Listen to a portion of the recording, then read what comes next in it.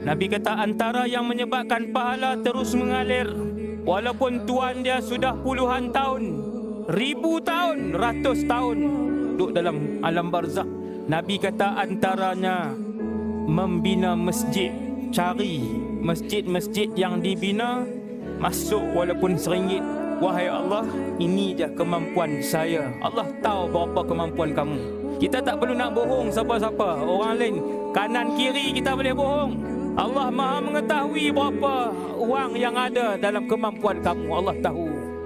Sebab RM50 yang dia bagi untuk bina masjid, masjid tu sampai hari ini orang ramai guna. Wahai Allah, boleh tak kembalikan sebentar saja nyawa itu, wahai Allah? Aku nak taubat, aku nak sedekah, aku nak taubat, aku nak baca Quran. Aku tahu ada kematian, aku tahu ada barzakh, tetapi aku lalai, wahai Allah. Ayat ni disebut dan diulang-ulang, disebut dan diulang-ulang, dan tidak akan diberikan nyawa yang kedua untuk sesiapa pun yang mati.